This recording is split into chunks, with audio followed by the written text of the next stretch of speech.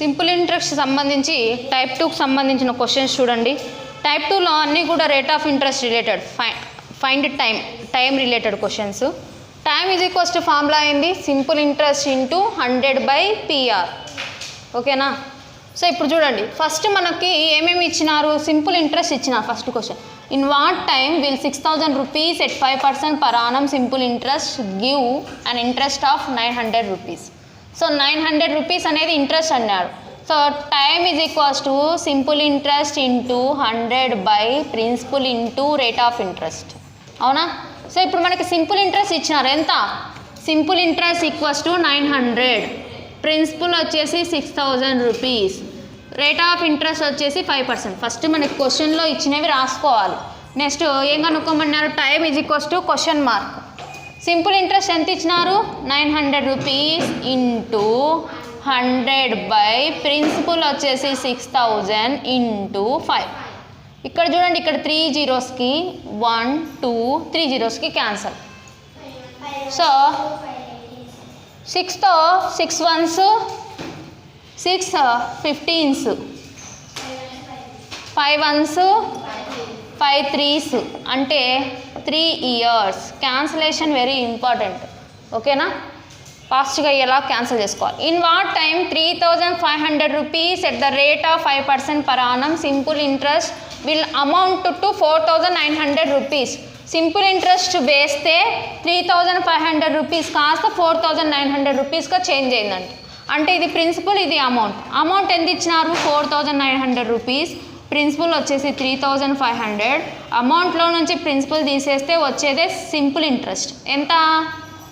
1,400 అనేది simple interest. ఇంకా time ఈజీగా కనుక్కోవచ్చు కదా. Time is equals to simple interest into 100/P into R. Simple interest ఎంత వచ్చింది? 1,400 ఇంటూ 100 ప్రిన్సిపల్ ఎంత? 3,500 into rate of interest 5. So ఇక్కడ ఈ 2 zeros, ఇక్కడ ఈ 2 zeros cancel.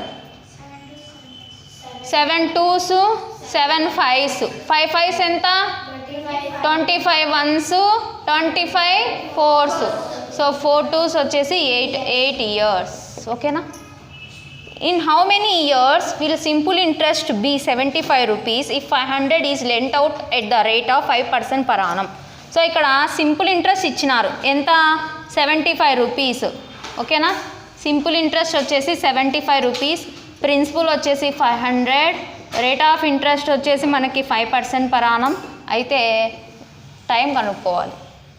Time is equals to simple interest into 100/P into R. Simple interest ఎంత ఇచ్చినారు మనకి? 75 rupees into 100 so principal 500, rate of interest 5%. 2 zeros-కి 2 zeros-కి వెళ్ళిపోయింది. 5 5s 25, 25 ones 25 3s. So 3 years వచ్చేసి final answer. How many years అంటే 3 years. ఓకేనా?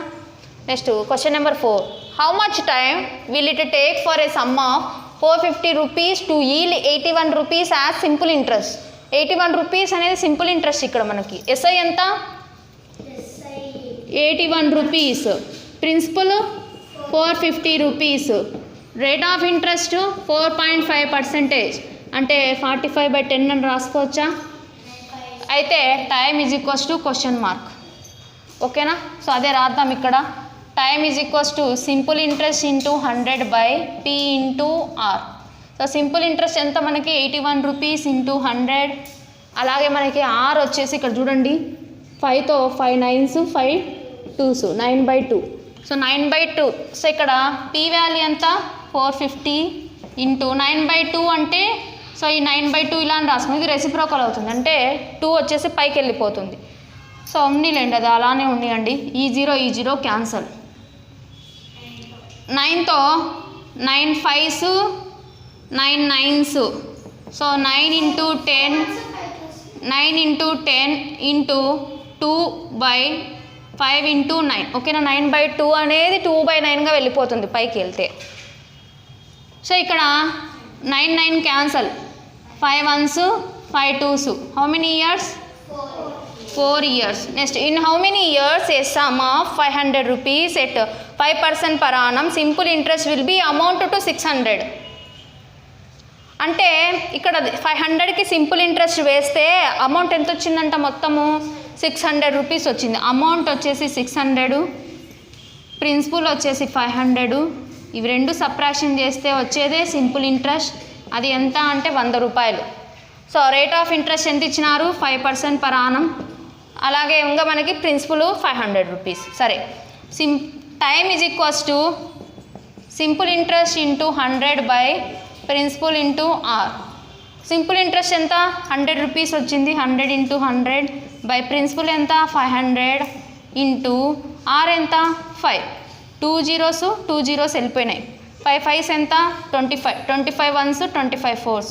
So 4 years వచ్చేసి మనకి ఆన్సర్ అవుతుంది. ఓకేనా?